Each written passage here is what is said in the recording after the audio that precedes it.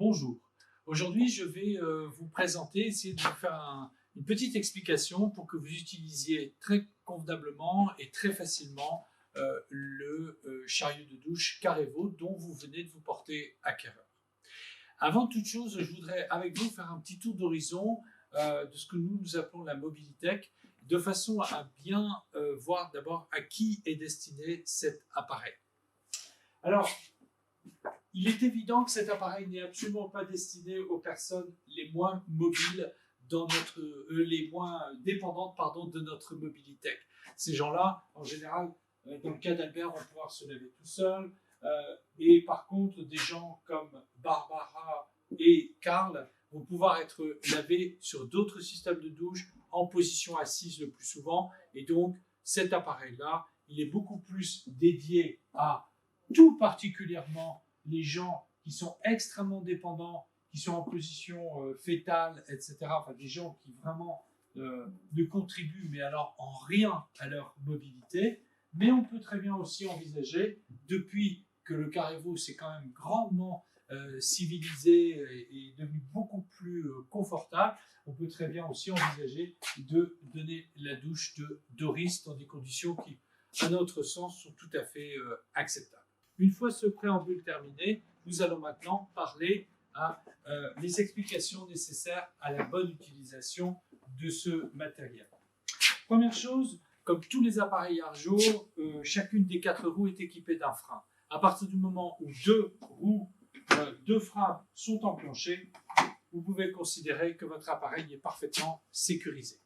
Vous aurez peut-être remarqué aussi qu'il existe un petit guide roue qui, lui, sert lors de très grands déplacements à verrouiller une roue de façon à ce que votre chariot de douche ne parte pas dans tous les sens et que donc il soit beaucoup plus facile à conduire. Voilà, dans les couloirs. Et pour cela, il suffit tout simplement de l'abaisser et au fur et à mesure de votre poussée, le système va venir s'enclencher spontanément. Il n'y a rien à faire. Bien, maintenant on va un petit peu parler de l'évacuation. L'évacuation d'un chariot de douche peut se faire de différentes façons. Soit vous pouvez avoir un chariot de douche qui aura comme système d'évacuation un siphon de sol, ça arrive, et bien auquel cas, n'hésitez pas à utiliser l'anneau qui va permettre de retenir l'évacuation de telle sorte que l'eau va pouvoir s'écouler au bon endroit et non pas à un endroit dans les pieds de l'utilisateur ou quoi que ce soit. Autre possibilité, sur ce chariot de douche, vous pouvez aussi utiliser une évacuation directement sur une cuvette de WC. Ce qui est d'ailleurs tout particulièrement intéressé si jamais vous avez des problèmes de continence chez vos résidents et donc des matières à évacuer, et auquel cas, il est tout à fait approprié d'avoir une évacuation qui vient surplomber une cuvette de WC, une chasse d'eau, et voilà. Cet aspect étant vu, on va rester un petit peu de ce côté-ci de l'appareil et vous rappeler qu'un chariot de douche peut tout à fait être utilisé dans une fonction mini-bain. Le mini-bain, c'est surtout pour mettre une sorte de matelas d'eau chaude à l'arrière de la personne, de façon à ce qu'une personne qui aurait tendance à être très frileuse, à souffrir de refroidissement, eh bien, ma foi, vous mettez un tapis d'eau bien chaude à l'arrière de son corps, et pour ça, donc, vous avez un petit bouchon qui va vous aider à remplir votre chariot de douche. Ensuite, vous aurez remarqué sur le chariot de douche, le long des barrières, 2 choses.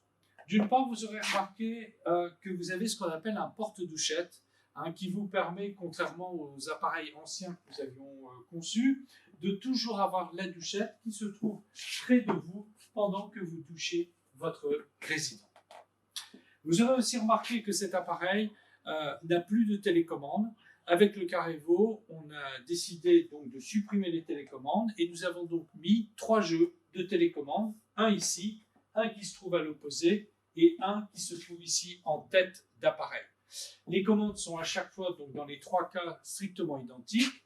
Évidemment, il y a une hauteur variable, ça vous vous en serez douté. Alors je précise d'ailleurs que les gens qui sont particulièrement grands sont très satisfaits avec le Carevo puisqu'on a vraiment rehaussé la hauteur maximale. Vous avez par contre quelque chose de tout nouveau, c'est que probablement que l'appareil dont vous êtes équipé est aussi équipé du dossier à hauteur variable. Et donc vous appuyez sur le bouton hauteur variable. Alors cette hauteur variable est limitée, c'est 15 degrés. N'empêche que cela procure déjà une possibilité de relation entre le résident et son soignant qui est tout à fait, en général, très appréciée.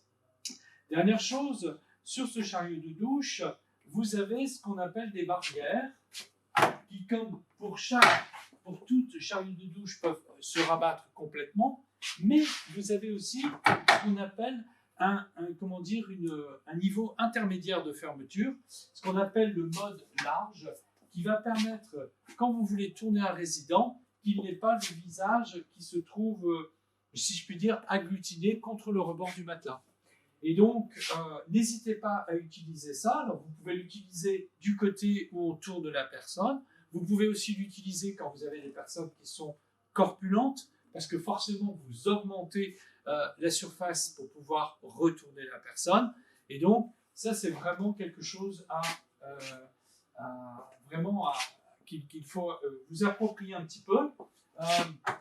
Mais pendant le transport, évidemment, vous allez toujours resserrer les barrières au maximum de façon à ce que le chariot soit le plus étroit possible. Vous aurez remarqué que votre chariot de douche est équipé d'un coussin qui d'ailleurs n'a pas une forme rectangulaire, mais plutôt une forme, je dirais, trapézoïdale. Et donc, mettez toujours le haut du trapèze vers le rebord supérieur. Et l'idée, c'est que du coup, ce coussin ne puisse pas se déplacer de droite et de gauche. Enfin, je vais vous expliquer aussi comment maintenant on peut retirer le matelas, parce que un chariot de douche, on est bien d'accord que c'est un outil qui doit se nettoyer. Et donc là, ça fait partie des gros progrès de cet appareil. Vous aurez remarqué que c'est d'une simplicité enfantine. Il y a ici deux tenons de plastique qui viennent s'emmancher dans le plateau et qui vous permettent donc de très facilement retirer le matelas. Et donc aujourd'hui, un nettoyage de chariot de douche au-dessus, mais aussi en dessous, a été incroyablement facilité avec ce nouvel appareil. Maintenant, point important pour l'entretien de ce matériel, c'est que ce matériel répond à des normes extrêmement strictes, et c'est la raison pour laquelle son matelas est constitué uniquement de polyuréthane. Ça d'ailleurs, ça lui permet d'être ce qu'on appelle biocompatible, qui est une nouvelle exigence au sein du monde des dispositifs médicaux. Par contre, il faut savoir que le polyuréthane déteste les produits qui ont un pH très acide, et donc il existe des produits, notamment pour le sol, qui parfois sont très efficaces pour le sol, et pour cause, puisqu'ils sont très acides, et il faut que vous sachiez que sans détériorer définitivement le matelas, par contre, ils vont créer des décolorations qui seront bien désagréables. Donc, surtout, gardez-vous d'utiliser des produits agressifs et qui auraient un pH, on va dire, qui serait inférieur ou égal à 2,5. Voilà. De même, pour les produits chlorés, alors le polyuréthane est plutôt pas trop assez résistant aux produits chlorés. Néanmoins, si vous avez vraiment à utiliser des produits à base d'eau de javel diluée, évidemment, pensez toujours après coup à rincer le matériel de façon à ce qu'il ne reste pas des résidus de chlore sur ce matériau. Parce qu'il faut savoir que le chlore et toutes ces matières font vraiment très mauvais ménage. Enfin, je vais maintenant vous parler de sa batterie, puisque c'est un appareil qui est électrique. Et donc, la batterie se trouve ici. C'est une batterie d'ailleurs que vous connaissez peut-être parce qu'elle est utilisée sur pas mal d'appareils de douche. Je vous rappelle que ces batteries n'ont absolument aucun effet mémoire, et donc à partir d'aujourd'hui, qui est le jour où vous commencez à utiliser votre chariot de douche Carevo, branchez la deuxième batterie sur un chargeur, laissez-la brancher en permanence et changez de batterie. À mon sens, le mieux, c'est de changer de batterie chaque jour que Dieu fait, c'est-à-dire à chaque fois que vous allez commencer à utiliser votre Carrero. Maintenant, si vous ne le faites pas, l'appareil vous rappellera que la batterie est arrivée à 30% de charge et à ce moment-là, donc, vous entendrez un bip sonore. Le mieux, c'est de changer avant même que le bip sonore n'ait lieu.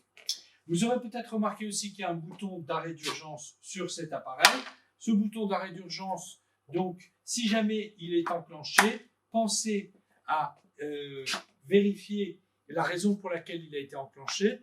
Du point de vue réglementaire, quand un bouton d'arrêt d'urgence a été enclenché, il y a peut-être une raison très particulière, il y a peut-être un problème technique, un danger potentiel, auquel cas, avant de le désenclencher, on vérifie la cause pour laquelle celui-ci a été enclenché. Voilà, écoutez, je crois avoir fait le tour de ce matériel. Je vous en souhaite vraiment bon usage. N'hésitez pas à utiliser vraiment non seulement la hauteur variable pour votre dos, mais aussi le dossier à hauteur variable. C'est un tel changement en termes de confort pour votre résident. Ça fait une différence absolument inouïe. Voilà, je vous remercie beaucoup et je vous souhaite une bonne utilisation de ce matériel. Au revoir.